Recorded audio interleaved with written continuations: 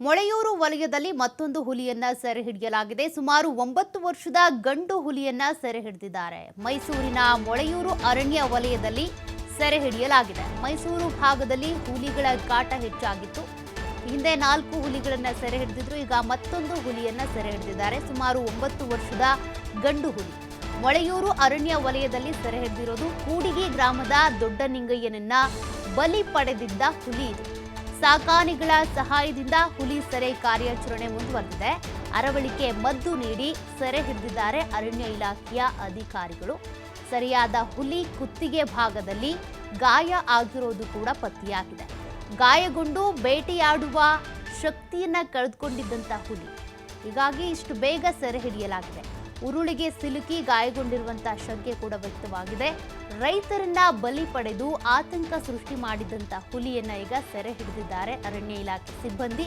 ಹುಲಿ ಸೆರೆ ಹಿಡಿದಿರೋದ್ರಿಂದ ನಿಟ್ಟುಸಿರು ಬಿಟ್ಟಿದ್ದಾರೆ ಗ್ರಾಮಸ್ಥರು. ಒಟ್ಟು 3 ಜನ ಬಲಿಯಾಗಿದ್ರು.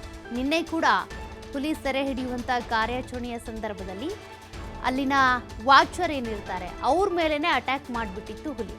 ಸದ್ಯ ಈಗ 9 ವರ್ಷದ ಒಂದು ಗಂಡು ಹುಲಿ ಸೆರೆಯಾಗಿದೆ. ಅಲ್ಲಿ ಕಾಡಾನೆಗಳ ಕಾಟ ಆಗಾಗ ಕಂಡು ಬರ್ತಾನೆ ಇರುತ್ತೆ. ಆಗಾಗ ಕಾಡಾನೆಗಳಿಗೆ ಹಸು ಇರ್ಬೋದು, ಮೇಕೆಗಳು, ಜನರು ಕೂಡ ಬಲಿ ಆಗ್ತಾ ಇದ್ದಾರೆ.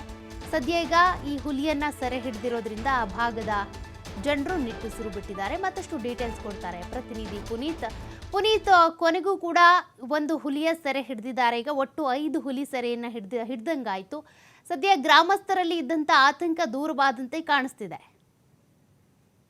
ಖಂಡಿತವಾಗಿ ಸೌಖ್ಯ. ಯಾಕೆ ಅಂತ ಹೇಳಿದ್ರೆ ಈಗಾಗಲೇ ಮೈಸೂರು ಭಾಗದಲ್ಲಿ ಆಗ್ತಾ ಇರತಕ್ಕಂತ ಮಾನವ ಮತ್ತೆ ಕಾಡು ಪ್ರಾಣಿಗಳ ಸಂಘರ್ಷವನ್ನ ನೋಡಿದಂತಹ ಸಂದರ್ಭದಲ್ಲಿ ಸಾಕಷ್ಟು ಸಂಖ್ಯೆಯಲ್ಲಿ ಈಗಾಗಲೇ ಸಾಕು ಪ್ರಾಣಿಗಳು ಬಲಿಯಾಗಿರ್ತಕ್ಕಂಥದ್ದು. ಜೊತೆಗೆ ಇದುವರೆಗೂ ಕೂಡ 4 ಜನ ರೈತರ ಮೇಲೆ ಹುಲಿ ದಾಳಿಯಾಗಿದೆ. ಅದರಲ್ಲಿ ಒಬ್ರು ಏನು ಪ್ರಾಣಾಪಾಯದಿಂದ ಪಾರಾಗುವ ಮುಖಾಂತರ ಆಸ್ಪತ್ರೆಯಲ್ಲಿ ಚಿಕಿತ್ಸೆಯನ್ನು ಪಡೆದುಕೊಳ್ತಾ ಇದ್ದಾರೆ. ಮತ್ತು 3 ರೈತರು ಸ್ಥಳದಲ್ಲೇ ಮೃತಪಟ್ಟಿರ್ತಕ್ಕಂಥ ಒಂದು ಘಟನೆ ಆಗಿರ್ತಕ್ಕಂಥದ್ದು. ಇದರಿಂದಾಗಿ ಕಾಡಂಚಿನ ಗ್ರಾಮಗಳಿದ್ದಾವೆ. ಇಲ್ಲಿ ಗ್ರಾಮಸ್ಥರು ಒಂದು ರೀತಿ ಆಕ್ರೋಶಕ್ಕೆ ಒಳಗಾಗಿರ್ತಕ್ಕಂಥದ್ದು. ಏನು ಅರಣ್ಯಾಧಿಕಾರಿಗಳ ಮೇಲೆ ಆಕ್ರೋಶಗೊಳ್ಳುವ ಮುಖಾಂತರ ಅವ್ರ ಮೇಲೆ ಹಲ್ಲೆ ಮಾಡುವಂತಹ ಒಂದು ಪ್ರಯತ್ನಕ್ಕೂ ಕೂಡ ಮುಂದಾಗುವಂತಹ ಒಂದು ಸ್ಥಿತಿಯಲ್ಲಿ, ಅಂದ್ರೆ ಅಷ್ಟರ ಮಟ್ಟಿಗೆ ಅವರಿಗೆ ಹುಲಿ ಭಯ ಇರತಕ್ಕಂಥದ್ದು. ಇನ್ನು ಸತತವಾಗಿ ಹುಲಿ ಕಾರ್ಯಾಚರಣೆಯಲ್ಲಿದ್ದಂತಹ ಅರಣ್ಯ ಇಲಾಖೆ ಸಾಕಾನೆಗಳೊಂದಿಗೆ ಇದುವರೆಗೂ ಕೂಡ 4 ಹುಲಿಗಳನ್ನ ಸೆರೆ ಹಿಡಿದಿತ್ತು. ಇದೀಗ ತಡರಾತ್ರಿ ಒಂದು ಹುಲಿಯನ್ನ ಸೆರೆ ಹಿಡಿಯುವ ಮುಖಾಂತರ ಸರಗೂರು ಭಾಗದಲ್ಲಿ ಆ ಒಂದು ಸ್ಥಳೀಯ ಗ್ರಾಮಸ್ಥರು ಏನಿರ್ತಾರೆ ಇವರು ಆತಂಕದಿಂದ ದೂರವಾಗುವಂತಹ ನಿಟ್ಟಿನಲ್ಲಿ ಅವರು ಕಾರ್ಯಪ್ರವೃತ್ತರಾಗಿರ್ತಕ್ಕಂಥದ್ದು. ಸುಮಾರು 9 ವರ್ಷದ ಗಂಡು ಹುಲಿಯನ್ನ ಏನು ಸರಗೂರು ತಾಲೂಕಿನ ಮೊಳೆಯೂರು ಅರಣ್ಯ ವಲಯ ವ್ಯಾಪ್ತಿ ಏನ್ ಬರುತ್ತೆ ಈ ಒಂದು ಸ್ಥಳದಲ್ಲಿ ಅದನ್ನ ಸೆರೆ ಹಿಡಿಯುವಂತ ಒಂದು ಕೆಲಸವನ್ನ ಮಾಡಲಾಗಿರ್ತಕ್ಕಂಥದ್ದು.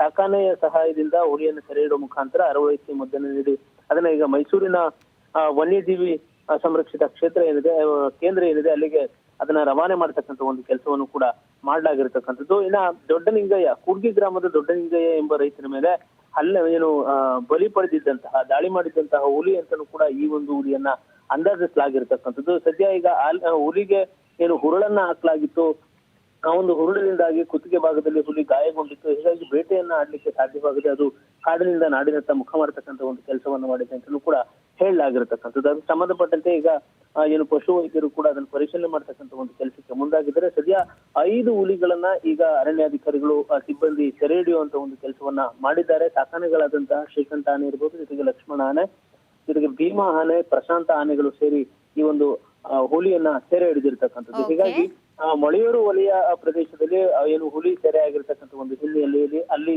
ಸ್ಥಳೀಯ ಗ್ರಾಮಸ್ಥರೆಲ್ಲರೂ ಕೂಡ ಈಗ ನಿಟ್ಟುಸಿರು ಬಿಟ್ಟಿದ್ದಾರೆ. ಸೌಖ್ಯ. Thank you Puneeth details.